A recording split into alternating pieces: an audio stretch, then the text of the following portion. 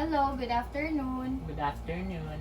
So I will be your student nurse for today. I'm Chanel. May I know your name? I'm Jared. Okay, Jared, how old are you? I'm 14. Okay, so today we're gonna be having a health teaching about your asthma. Is that okay with you? Okay. So are you comfortable now? Yes. Okay, so let's start. Objectives. After a minute of nursing health teaching, the client will participate willingly in necessary or desired activities such as deep breathing, exercise, or answers questions that is asked by the student nurse. Next, the patient is able to know the different causes or asthma triggers to avoid. After the health teaching, the patient will be able to gradually increase activity within the level of ability and ADL and be able to understand deeply his or her illness. So okay, let us start. So are you comfortable with your position right now? Yes. So are you ready to listen? Yes. So lend me your ears for a while because this is just a short health teaching about your asthma for you to understand it well. Okay? Okay. So first, let us define what is asthma. So asthma is a disease that affects your lungs. So are you aware of that? Yes. So this is one of the most common long-term disease of children, but adults like you can also have asthma too. And also, asthma is a condition in which your airway narrows and swell and may produce extra mucus. Do you understand it? Yes.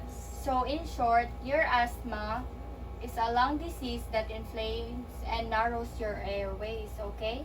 Okay. So next, let us talk about what causes and what triggers your asthma. So for you, what causes or what triggers your asthma? My allergies and the weather. Okay, the allergies and weather. So I will give you some triggers of asthma. The first one is pollution. Next is smoking, household chemicals, genetics, fatty foods, dust, pets, bacteria, and viruses. So you have to avoid those have to prevent your asthma. Is that, do you understand it? Yes. Or I will repeat it. No. No? Okay, so do you cope up with it? Yes. Do you? And next is the signs of and symptoms of asthma. So I will ask you, what happens to you when your asthma attacks? I experience shortness of breath.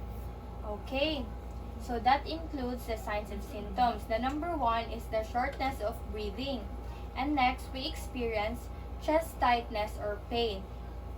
And next, there will be wheezing when exhaling. So when we say wheezing, there will be a whistle when we exhale. So do you understand it? Yes. And next, we have trouble sleeping because we have shortness of breathing. And next, we feel tired always. And we have common colds, allergy, and frequent coughing. That is the signs of and symptoms of asthma. So do you get the signs and symptoms? Yes. So next, let's talk about the diagnostic test. So there are two most common lung function tests that is used to diagnose an asthma. So the first one is spirometry. Do you know what that is? No. So I will show you a picture. So this is a spirometry. So spirometry, this is a simple breathing test. So this is a breathing test that measures how much and how fast can you blow air out of your lungs. This is often determine the amount of airway obstruction you have. Okay, so this is a breathing exercise, breathing test. Do you understand? Yes. Okay. So now I will show you how to use an spirometer. Okay? Okay. The incentive spirometer has a mouthpiece, a main chamber with a piston to help you again in bed, on the edge of your bed, or in a chair. Hold the incentive spirometer upright with the good, better, best label facing you. Exhale fully before you begin. So you have to exhale fully before you begin, okay? Place the mouthpiece in your mouth and seal your lips tightly around it. Breathe in as slowly and deeply as possible. This will raise the piston in the main chamber. Try to keep the flow indicator in the better or best There's position a rate best, better, good. That's the air you blow. throughout your entire breath. The marker tab shows you the target that your doctor wants you to raise the piston to each time you use your incentive spirometer. At the end of your inhalation, hold your breath for at least 5 seconds, allowing the piston to fall back to zero. Take your time and slow down if you begin to feel lightheaded. Now, see if you can do it. So now, see it if you can do it by yourself, okay? In preventing your asthma, you have to know what triggers it. So you have to analyze, or you have to understand what triggers your asthma by identifying what triggers it. So the first one is air pollution, allergies, cold air, a cold or flu virus, excessive exercise. So when you exercise, you will set a time limit, okay? Okay. Next is sinusitis, smoke, and fragrances. So you have to identify those triggers and you have to avoid it, okay? Okay. Next, Kai, you have to stay away from your allergens. So, do you know what your allergies are? Yes. So, you have to avoid those to stop the trigger of your asthma. And next, you have to avoid smoke from any type. So, any type of smoke, you have to avoid it. Okay. So, you have to carry your inhaler all the time. So, do you carry it all the time? Yes. So, are you sure? Yes. That's good. And next, you have to take your medication as prescribed. So, do you drink your medication when it is prescribed? Yes. So, that's good. So, next, I will ask you some questions if you understand it carefully, okay? Okay. And lastly is the management of asthma. So, you know that we have to manage your asthma so that it will not get worse, okay? Okay. So, you know that medication is very essential to manage your asthma. So, I will teach you. The first one is the non-pharmacological, which means there is no medication involved. So, that means I will just educate you. So, the first one, you have to identify and minimize contact with asthma triggers. So, I already told you what triggers your asthma and what to avoid.